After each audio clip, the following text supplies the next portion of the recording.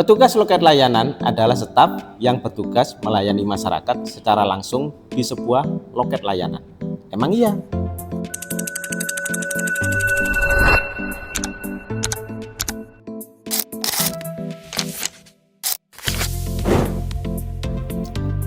Hai, selamat datang kembali di channel Disdukcapil Lumajang. Setiap kali Anda datang ke Dinas Dukcapil untuk mengurus layanan adminuk tentunya ya, entah itu KTP, KK, KIA, dan sebagainya, Anda pasti akan bertemu dengan petugas operator yang ada di loket layanan. Mulai dari loket 1, loket 2, loket 3, sampai loket 9. Bahkan juga di ruang perekaman. Ada juga operatornya di situ. Nah, setelah Anda mengurus dokumen adminuk Anda, setelah Anda menerima dokumen adminuk entah itu apa, KTP, dan sebagainya, Anda dipastikan akan langsung pulang. Tapi tak pernahkah Anda bertanya-tanya siapa sebenarnya petugas yang ada di loket layanan? Siapakah mereka yang setiap hari melayani masyarakat yang datang ke Dinas Dukcapil di Kabupaten Lumajang? Mereka ini bukan sekedar petugas yang berada di balik meja, tapi justru mereka adalah garda terdepan yang memastikan setiap identitas penduduk di Kabupaten Lumajang itu tetap akurat dan aman. Yuk, kita ikuti obrolan kami dengan petugas operator ini. Kita dengarkan kisah suka duka mereka, tantangan yang mereka hadapi, serta semangat mereka yang tak pernah pudar untuk memberi pelayanan yang terbaik kepada masyarakat Lumajang.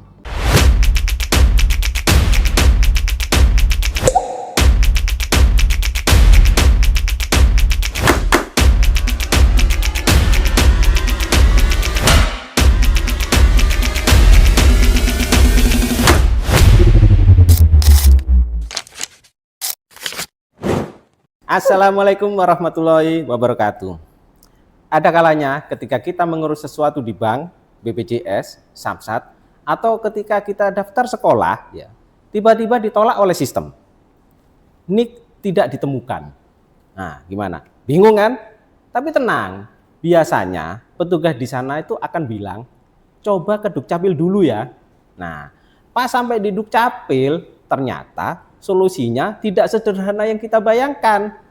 Memang ada yang langsung selesai saat itu juga, tapi ada yang perlu dicek lebih dalam. Nah, disinilah peran dari loket 7. Tempat di mana data hilang bisa ketemu lagi, atau nama yang salah bisa dibenerin. Dan warga yang sempat tidak diakui oleh sistem, ya, nggak ketemu di sistem, akhirnya bisa tersenyum lega. Yuk, kita intip bagaimana prosesnya dan siapa sosok yang berada di balik layar yang dengan sabar banget ngetrek identitas warga sampai ketemu titik terangnya. Hadir bersama kami Putri Lorencia Paramita. Paradita. Putri Lorencia Paradita. Baru pertama sudah salah. Oke, apa kabar Mbak Putri? Alhamdulillah baik, sehat. Alhamdulillah juga sudah mau hadir di sini pemirsa bersama kami untuk sedikit memberi wawasan tentang verifikasi dan validasi data kependudukan. Sudah berapa lama kerja di Dukcapil? Sudah 5-6 tahun kalau nggak salah. Berarti sudah cukup lama ya.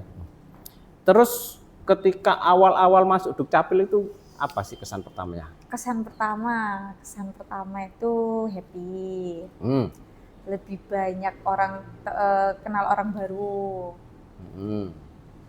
Karena tempat kerja sebelumnya kan cuman ranahnya kecil, yang nggak begitu banyak orang gitu kan. Terus sekarang juga satu kantor tiba-tiba ketemu sama banyak orang tuh happy sih. Terus senang. Nah, terus ketika kerja di Dukcapil itu apa sudah langsung ditempatkan di loket 7?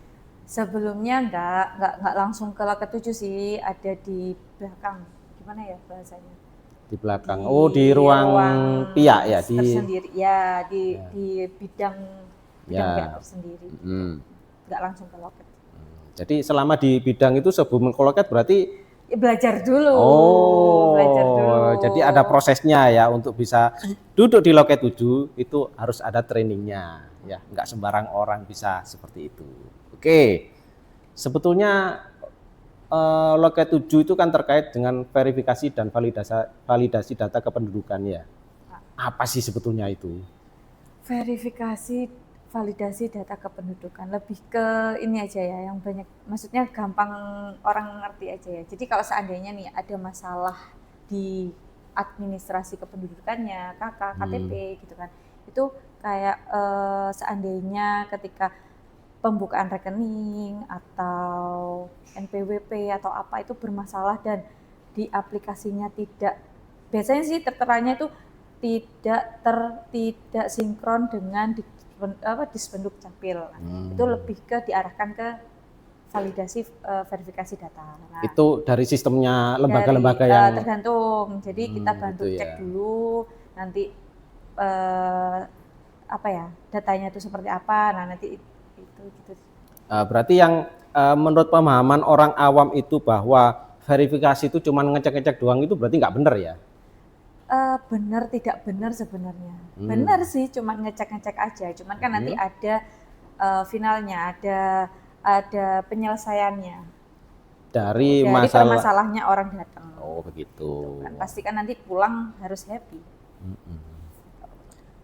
Jadi apa sih sebetulnya alasannya kenapa ketika orang datang dan memang diharuskan ke loket 7 itu harus diverifikasi dulu?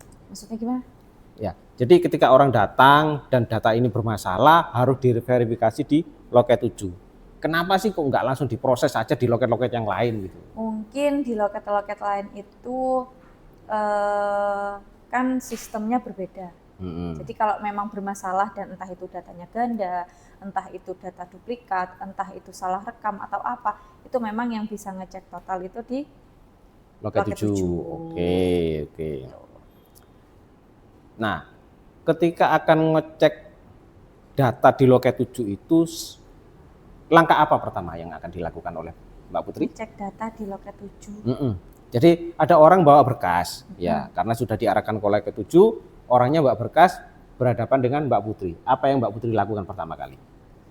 Ya salam sapa dulu, terus ditanyain kendalanya apa gitu, dan lebih ke kita cek berkas dulu, dan berusaha untuk menggali informasi dari yang bersangkutan permasalahannya apa. Gitu. Nah, ketika dokumen yang dibawa oleh penduduk itu kurang lengkap, nah, itu bagaimana? Tergantung kurang lengkapnya itu seperti apa. Kalau kurang lengkapnya itu masih bisa kita cari, gitu kan? Kita cari di sistem kita, mungkin kita bisa bantu. Entah itu bisa jadi kayak kurang fotokopi KK, KTP dan lain-lain itu masih bisa. Tapi kalau persyaratannya itu memang kayak apa ya, wajib itu tidak boleh tertinggal atau apa, itu ya sudah kita arahkan untuk ambil berkas dulu. Tapi kalau selagi kita bisa bantu dan lain-lain, kita bantu. Intinya tidak mempersulit masyarakat untuk pulang itu tidak membawa apa-apa. Oh, jadi sebisa mungkin orang datang itu meminimalisir orang untuk kembali tanpa hasil. Nah, ya, berarti kita cari solusi terbaiknya ya. Nah, gitu. Ada nggak pengalaman ketika orang itu datang ke loketnya Mbak Putri ya, berkas yang dibawa itu nggak sesuai dengan persyaratannya di Dukcapil, nggak nyambung lah istilahnya, gimana? Ada, maksudnya itu mau ngurus ke kantor lain tapi ke kantor ada. Sering yang seperti itu. Jadi lebih ke kita tanya dulu permasalahannya apa Bu gitu. Saya mau pengajuan A, B gitu, tapi tidak nyambung dengan yang ada di kita. Ya kita arahkan aja sepengetahuan kita. Biasanya di kantor A, B, C Bu, monggo bisa di kantor A-nya di sebelah sini dan lain-lain. Lebih ke membantunya seperti itu. Oh, jadi bagaimanapun kan salah juga alamat. Ya, tetap kita arahkan ya. Enggak serta-merta, oh bukan di sini Bu. Nah, gitu ya. Kan kasihan kalau begitu. Ya, betul. Jadi bagaimanapun juga kita harus melayani, memanusiakan manusia ya. Gitu ya Bu ya. Yes. Oke. Kemudian lama nggak sih proses verifikasi itu? Lama tidaknya proses verifikasi itu tergantung kita. Maksudnya itu lebih ke sebenarnya cepat. Cuman tergantung dari sistemnya. Kadang kan kita juga nggak bisa yang setiap hari harus cepat, 1 orang 1 menit gitu kan enggak juga, karena kita juga nggak bisa apa ya, deteksi apa itu namanya, aplikasinya tuh gangguan atau apa gitu. Sebenarnya sih normal sih, nggak yang lama-lama banget, nggak yang cepet-cepet banget juga, ya normal lah. Jadi selama sistem itu tidak ada masalah, jaringan tidak ada kendala, Insya Allah tidak akan lama. verifikasi cepat dilakukan. Oke. Jadi ketika sistem atau jaringannya itu lagi error, nah gimana Bu? Ya lebih kita jelasin dulu aja sama masyarakatnya, kita jelasin, kita tetap terima berkasnya, kita cek, tapi kalau memang berkas itu memang kita membutuhkan apa, aplikasi dan lain-lain, kita bantu untuk kayak online gitu loh Pak, apa ya, kalau mau monggo bisa diajukan secara online. Oh ya betul. Jadi kita kan memang punya layanan online via Ya. WhatsApp ya. Jadi daripada orang itu bolak-balik, ajukan aja lewat WhatsApp. Online Jadi app. ketika aplikasi itu sudah bisa digunakan kembali, iya. kita kerjakan sesuai dengan urutan dari pengajuan online tersebut. Ya, bisa juga biasanya sih kita berkas kita terima, nanti kita minta nomor telepon yang bersangkutan. Oh begitu. Nah, nanti hasilnya kan bisa sekarang kan ada PDF, bisa dicetak sendiri. Lah, nanti itu kita kirim ke yang bersangkutan. Jadi yang bersangkutan kalau berkasnya sudah lengkap, sudah lengkap, nah itu nanti ya sudah nggak perlu balik ke Dispenduk lagi. Oke, siap. Oke. Kemudian untuk permasalahan yang ada di Loket 7 itu sebetulnya ada klasifikasi khusus enggak? Masalah-masalah apa sih yang memang harus ke Loket 7? Masalah-masalah yang harus ke Loket 7 itu lebih ke salah rekam. Jadi salah rekam itu kalau data si A mengisi data si B. Data si B kan akhirnya tidak bisa merekam. Nah, dari situ kita harus nge-cross check satu-satu.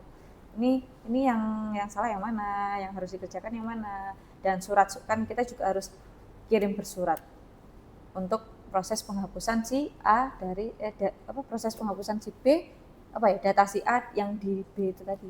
Kirim suratnya itu ke pusat berarti? Ya. Oh, makanya kadang tidak bisa serta-merta langsung jadi satu hari itu. Gitu. Jadi memang khusus.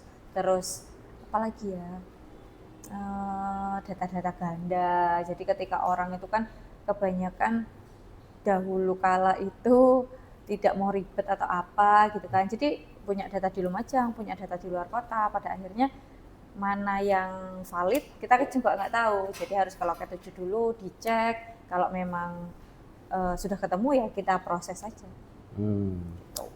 Terkait dengan data ganda, ya. Untuk mengetahui data mana yang valid itu bagaimana prosesnya? Prosesnya sama, kita cek data dulu. Terus habis itu kalau data ketemu validnya di mana ya sudah itu. Tapi kita cross check secara detail antara nama orang tua, tanggal lahir dan lain-lain, itu harus benar-benar sinkron, harus benar-benar sama. Gitu. Berarti dalam arti harus ada sedikit proses wawancara ini dengan yang bersangkutan. Pasti. Oh, pasti ya. Itu sedikit agak ya gampang-gampang, lumayan lah untuk mencari informasi itu, karena kan nggak semua orang jujur. Wah, ini. Jujurnya itu mahal sekali. Kalau seandainya jujur kan tidak lama di meja gitu. Ya, memang kadang ada kalanya penduduk itu tidak mau berterus terang dengan kesalahan yang dia lakukan sebelumnya. Mungkin takut dimarahi petugas atau gimana. Padahal Mbak Putri nggak pernah marah ya. Mempermudah, maksudnya mempermudah. Saya pernah di Banyuwangi dengan nama ini dulunya, dan saya sekarang sebenarnya domisilinya di sini. Gitu. Nah, kita kan mencarinya lebih gampang. Tapi kalau tidak jujur itu sulit. Selisih huruf aja kan kita berbeda sudah. Hasilnya pasti nggak sesuai gitu ya. Akhirnya mau nggak mau mengarahnya ke sidik jari dulu sudah.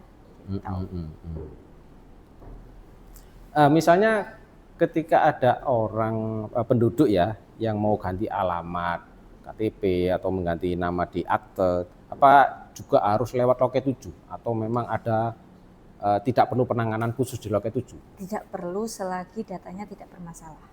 Jadi kalau cuma hanya mengganti dan datanya memang valid dan sudah membawa bukti pendukung kayak ijazah, akte kelahiran dan lain-lain itu di loket lain juga bisa. Oke.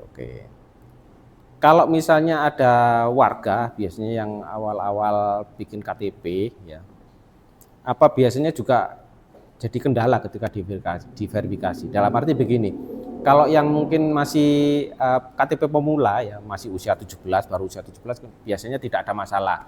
Tapi ketika yang sudah melampaui batas usia wajib KTP ya, misalnya usia 30, usia 40 baru rekam KTP, itu apa juga membutuhkan penanganan khusus di loket 7? Biasanya sih ada aja yang seperti itu. Cuman kembali lagi, biasanya kan orang dulu itu kan untuk administrasi kependudukan itu sedikit awam.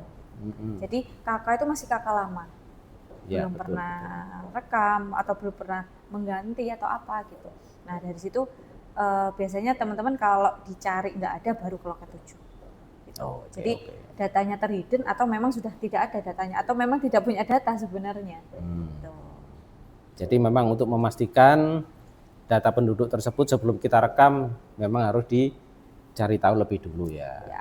Gitu. Oke, kita ngopi sebentar, Bud ya.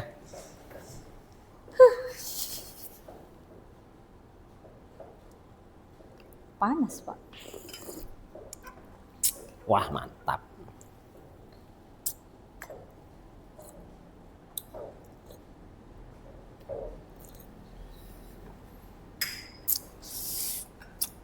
Oke, kita lanjut lagi. Ya. Sekarang menginjak ke kasus-kasus yang unik ya, yang tidak umum pada waktu Putri melayani masyarakat ya. Sebetulnya kasus yang paling sering ketemu itu apa sebetulnya? Misalnya barangkali yang ditangani Putri itu umumnya selalu namanya salah, tanggal lahirnya beda atau kakak hilang. Apa sih kasus-kasus yang umum dulu, yang umumnya ditangani? Kalau kasus umum sebenarnya lebih ke data ganda. Oh, seperti yang dijelaskan tadi itu ya. Data ganda itu tadi. Terus salah rekam itu tadi. Itu kasus umum yang ketika mereka butuh baru mereka menyadari. Atau mereka sudah menyadari, tapi dibiarkan. Jadi pada akhirnya ketika benar-benar membutuhkan dan harus memang datanya yang bersangkutan sendiri, itu baru dipenuhi. Nah, itu tuh sangat-sangat ya memang fenomena di masyarakat kita itu adalah masyarakat itu menggunakan asas kebutuhan. Kalau nggak butuh nggak ngurus ya. Jadi kalau nggak kepeksa ya nggak bakalan datang ke Dukcapil ya. Meskipun tahu datanya salah ya diem aja karena belum butuh ya. Tuh. Nah, terkait dengan identitas ya, ada nggak datanya warga Lumajang ya, tapi tiba-tiba datanya itu ada di kabupaten lain, padahal penduduk tersebut merasa tidak pindah, itu bagaimana, Bu? Pernah enggak seperti itu? Kalau saya belum pernah menemukan itu. Oh, tidak ada ya di loket 7 ya? Oke. Nah, bagaimana dengan mungkin mirip dengan yang usia-usia tua melakukan perekaman ya? Ada kalanya penduduk itu merantau lama, ya, jadi TKI misalnya. Ya. Dan ketika datang ke Lumajang itu datanya sudah tidak ada di sistem. Itu bagaimana penyelesaiannya, Bu?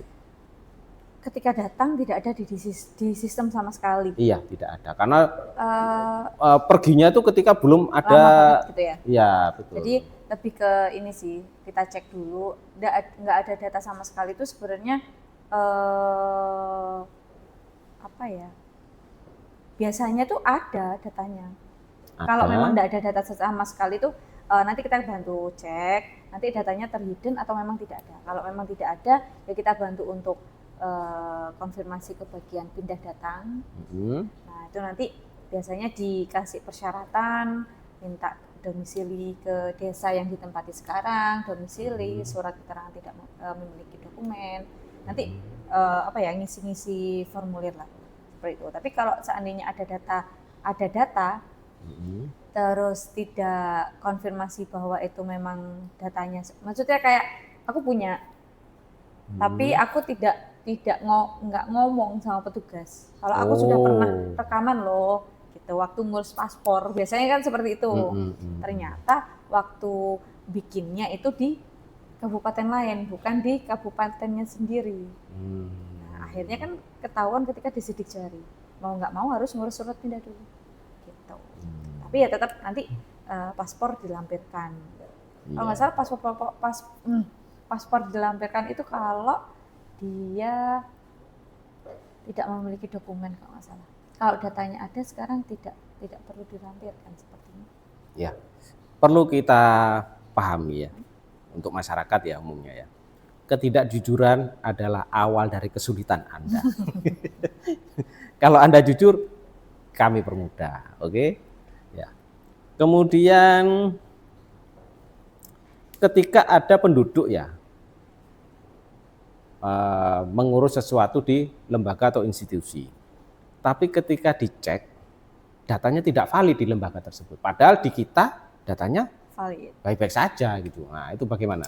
Kalau saya sih karena keseringan ya seperti itu, dan lebih apa ya, kadang juga sebel itu di aplikasi tertulis tidak intinya tuh apa ya, tidak valid atau tidak apa di Dispenduk Capil gitu kan. Data tidak sesuai gitu. Tidak sesuai dengan Dispenduk Capil, sedangkan KK, KTP dan data yang ada di kita di aplikasi kita itu tidak ada masalah gitu. Jadi lebih ke saya jelaskan pelan-pelan, komputer saya balik. Jadi sama-sama cross check, yang bersangkutan cross check KK KTP, saya juga cross check di aplikasi. Jadi ketika di aplikasi saya juga kasih tahu yang bersangkutan data bapak atau data ibu benar nggak seperti ini, sesuai nggak sesuai KK sama KTP-nya gitu. Jadi kalau memang sudah sesuai, ya sudah saya tanyain. Kemarin sebelumnya pernah ngurus perbankan nggak? Jadi kayak update di bank atau pembukaan rekening atau apalah gitu yang berhubungan dengan KK dan KTP. Kalau yang bersangkutan ngomongnya sudah mbak nggak ada masalah, aku ke sini nggak ada masalah, ke B nggak ada masalah, berarti kan di sistem kita tidak ada masalah. Nah itu nanti kita jelaskan. Jadi biar intinya tuh biar yang bersangkutan paham, oh ternyata yang bermasalah tuh di sistem yang aku butuhkan sekarang. Takutnya gangguan atau takutnya tidak update atau gimana, kita juga kurang paham di sini. Jadi di kita itu datanya tidak ada masalah, tapi di lembaga lain atau institusi yang di mana warga itu berurusan itu datanya belum update dengan data pusat Dukcapil, begitu ya Bu Tia? Oke. Sekarang menurut Mbak Putri ya, masyarakat Lumajang ini umumnya paham nggak sih kenapa data itu harus diverifikasi? Ada nggak yang di loket ketika datang masih bertanya, kenapa sih kok harus diginin Pak? Alhamdulillah sampai detik ini tidak ada pertanyaan itu sama saya. Wah, alhamdulillah, selamat. Jadi sudah paham. Mungkin kalau dulu kan ada KTP yang harus diaktifkan ya. Kalau sekarang insya Allah mereka sudah paham kalau data itu sudah tidak perlu seperti itu kan lagi. KTP itu tidak perlu diaktifkan kayak zaman dahulu kala yang ditaruh apa ya nggak salah. Card reader. Nah itu ya. Itu tuh sudah nggak. Nah, bagaimana dengan warga yang ketika namanya itu salah satu huruf misalnya ya, itu kadang menjadi masalah. Dan ketika itu diminta untuk persyaratan agar bisa dirubah datanya, itu orangnya jadi gimana ya, kurang simpatik dengan kita. Itu kok gini aja kok ribet sih. Padahal hanya satu huruf aja. Ada nggak yang seperti itu? Banyak. Di kasus-kasus apa biasanya? Adalah. Kasus apa itu biasanya itu? Kebanyakan itu sebenarnya ya nggak banyak sih, lebih ke oknum apa ya, kayak beberapa lah gitu. Kasusnya kebanyakan satu untuk ngurus mau nikah. Mau nikah itu sekarang kan harus sama semuanya. Ya kan harus ada akte dan lain-lain. Kadang juga akte nggak sama dengan ijazahnya atau apalah gitu. Terus juga mau haji. Nah, itu tuh sangat rawan sekali. Itu pasti kan dari paspor, dari kursi haji, dari data akte dan lain-lainnya itu pasti ada aja yang nggak sama. Nah, itu kadang lebih agak ngotot sih. Kok bisa sih gini-gini, nggak bisa tambah dirubah dulu. Nanti kalau pulang haji saya rubah lagi. Nah, gitu kan kayak ya kan. Iya, mempermainkan operator ini ceritanya. Iya, bukan mempermainkan, cuman kan ya tanggung jawab juga di kita. Iya gitu. betul. Ya, jadi keabsahan data, ya bagaimanapun juga kita harus bertanggung jawab dengan pekerjaan yang kita lakukan, termasuk pekerjaan dilakukan Pak Putri ini ya. Jadi nggak sembarangan kita bisa merubah data sesuai dengan request penduduknya ya. Itu. Jadi harus dipahami seperti itu. Ketika bertugas di Loket 7 itu ada nggak Put kejadian-kejadian lucu ketika masyarakat datang ya? Itu belum cerita udah ketawa ini. Coba cerita Put. Ada kejadian lucu apa Put? Ya bukan ketawa, cuman kayak bukan mengingat sih, kayak oh aku pernah kejadian kayak gini gitu. Jadi kayak lagi ngerjakan, tiba-tiba ibu-ibu, Mbak sudah nikah belum gitu, mau nggak jadi mantu saya gitu. Dikira biro jodoh. Lebih ke ini sih, apa, warga-warga yang aktif, yang suka bercanda atau apalah gitu. Enggak yang ya seneng sih ketemu sama mereka, itu happy. Ya gitulah. Ya. Ya lucu juga pernah Pak. Apa ya? Aduh, lali Mas. Tapi waktu ditanya itu sudah menikah belum? Atau sudah ada calon? Alhamdulillah sudah. Oh iya. Sudah Bu, mohon maaf gitu saya. Mohon maaf. Tertutup gitu. pintunya. Dan itu 2 kali ke saya Pak. 2 kali? Orang yang sama? Orang yang sama. Wis. Dan bawa ibunya. Jadi ibunya anaknya bawa ibunya. Dikasih tahu, ini lho Bu sing kate tak anokno, mbek sapa sih namanya aku lupa. Iki tak pengen mbake wis rabi jare. Gitu. Padahal ibunya tidak ada bersangkutan dengan datanya. Iya. Gitu. Iya. Kan lucu Pak ya. Heran, kenal ya enggak ya? Kalau tahu makannya banyak kan juga pikir-pikir dia. Wah, ada pesona tersendiri nih Putri. Oke. Dari semua urusan Put ya yang melewati Loket 7 itu, mana sih yang paling lega untuk diselesaikan? Jadi ketika menuntaskan suatu masalah penduduk itu, wah paling seneng Putri itu. Ada nggak yang seperti itu? Menuntaskan? Jadi penduduk ini masalahnya sulit sekali gitu ya, terkait dengan adminduk ya tentunya ya. Tapi akhirnya Putri berhasil menyelesaikan adminduk orang tersebut itu. Dan ya penduduknya senyum, Putri pun jadi legowo dan sebagainya. Ada nggak? Banyak. Karena saya yakin di Loket 7 tuh wah pasti ruwet-ruwet datanya. Iya, banyak. Lebih ke kayak apa ya? Ketika dia jujur, terus habis itu terbuka dengan datanya, terus memang dia menyadari kesalahannya, terus Mbak aku tuh harus diopo gitu kan.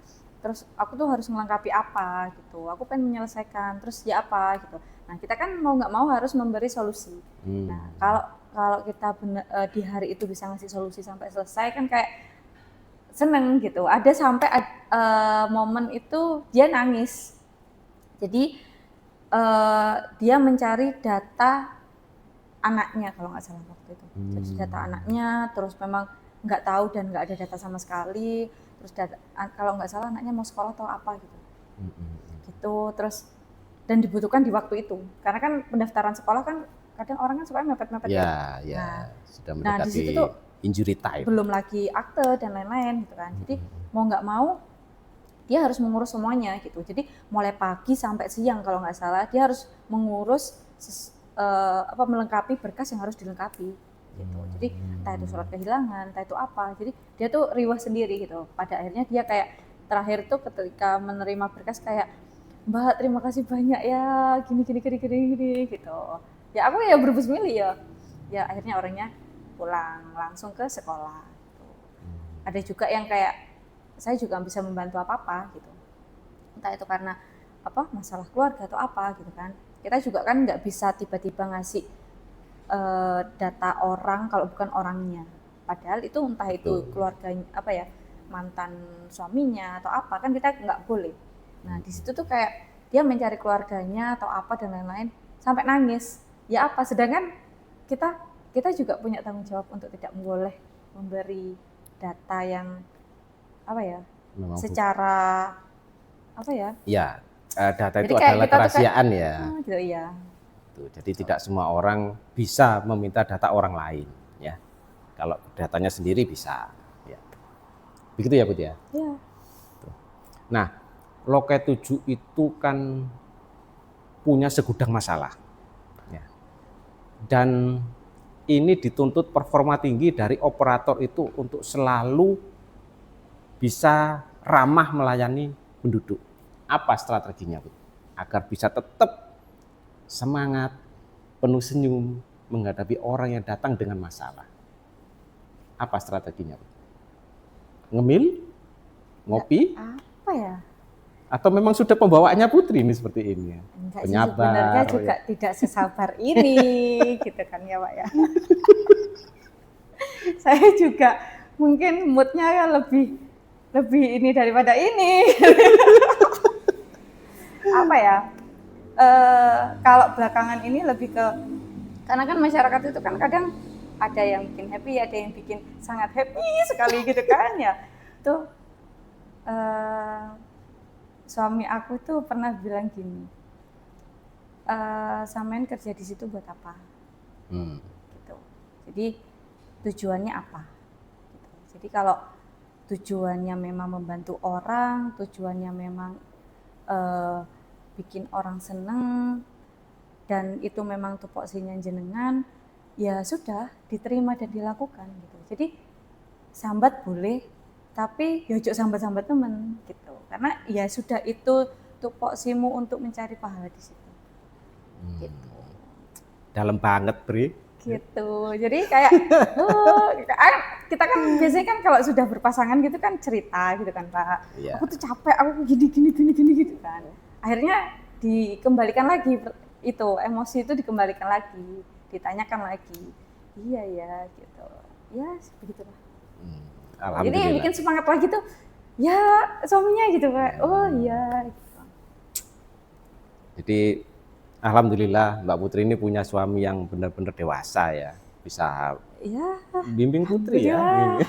Segala kepenatan ketika sampai rumah hilang gara-gara suami aku ya. Iya, suami aku. Oke. Terima kasih tuh. Oke, untuk masyarakat Putri ya. Coba kasih saran terkait dengan apa yang dilakukan Putri di Loket 7. Apa sarannya Putri? Saran apa ya?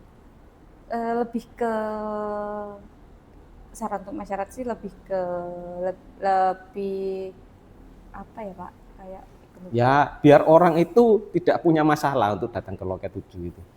Apa? Perhatian sama administrasi kependudukannya.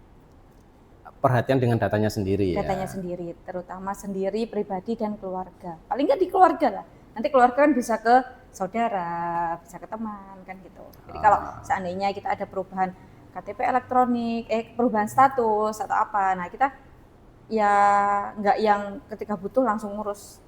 Jadi kayak oh ya aku udah berubah nih statusku jadi apa dari lajang ke nikah atau nikah jadi permisi non sewu jadi apa cerai tercatat atau apa. Nah itu nanti segera aja dirubah. Gitu. Jadi ketika nanti butuh lagi ya sudah nggak perlu ke dispenduk yang ke kantor ini gitu. Jadi kalau sadar di sedini mungkin itu kan mempermudah diri sendiri gitu ya gitu. Oke. Ini sekarang kan lagi booming identitas kependudukan digital ya. IKD itu. Dengan adanya IKD itu, IKD kan menjamin keakurasian data, kerahasiaan data. Begitu ada IKD ini ada dampak nggak terhadap layanan di Loket 7? Atau memang ya nggak ada apa-apa? Karena bagaimanapun juga IKD ini kan fitur baru ya, inovasi baru KTP dalam bentuk digital di Android gitu. Bagaimana Bu? Dampaknya di Loket 7. Iya, barangkali dengan adanya IKD itu penduduk juga makin jarang yang ke Loket 7 gitu. Atau memang malah nggak ada efeknya sama sekali. Ya apa ya? Sepertinya sih sama aja ya, nggak ada perubahan ya, nggak ada efeknya ya sih, gitu. Iya. Lebih mempermudah sih kalau IKD itu kan kalau seandainya kita nggak bawa data dan lain-lain, seandainya apa ya kalau keburu-buru dari itu gitu. Terus ternyata data yang bersangkutan itu di luar kota. Kita kan nggak bisa memproses sedalam mungkin gitu. Tapi kalau kita bisa membantu mengaktifkan ya kita bantu. Ya lebih apa ya? Membantu sih. Oh gitu ya. Oke, siap. Terakhir Put, apa harapan Putri ke depannya? Biar proses verifikasi di Loket 7 itu bisa lebih cepat dan akurat. Apa harapan Putri? Harapannya sih kalau lebih cepat, sebenarnya sekarang alhamdulillah masyarakat itu sadar akan adminduknya itu, kalau seandainya bermasalah itu membawa semua berkasnya. Oh, kelengkapan berkasnya ya, biar Jadi, nggak bolak-balik iya, ya. biar nggak bolak-balik kan itu memperlambat. Jadi kalau mempercepat ya lebih, sekarang sih alhamdulillah nggak yang seperti dulu. Loket 7 itu sekarang sudah aman, terkendali gitu ya. Maksudnya antrean juga nggak begitu banyak gitu kan. Oke, Jadi ya siap. alhamdulillah untuk sekarang Siap. Oke. masyarakat itu sadar. Oke, terima kasih Mbak Putri atas kehadirannya dan juga pencerahannya pada kami ya. Gitu. Ya, tak ada gading yang tak retak. Dan sebagai manusia, kita juga pernah salah tulis data, lupa update KK, atau bahkan salah tulis nama waktu daftar dulu ya. Enggak masalah. Yang penting sekarang waktunya kita cek lagi. Apakah data di KTP, di KK, atau akta yang kita punya itu sudah benar semua. Ingat, ya, lebih baik urus sendiri dokumen adminduknya, biar nggak ada kesalahan yang nanti malah bikin ribet pas butuh banget. Ingat, bila Anda membayar, berarti Anda tertipu, karena pelayanan adminduk itu gratis. Ya. Gratis. Buat kalian yang sudah like, share, and subscribe, makasih banget ya. Dan buat yang baru nyasar ke channel ini ya, jangan lupa pencet tombol subscribe dan nyalakan loncengnya, biar nggak ketinggalan konten-konten seru berikutnya di seputar Dukcapil Lumajang. Sampai jumpa di episode depan. Wassalamualaikum warahmatullahi wabarakatuh. Dukcapil Prima, Indonesia Maju.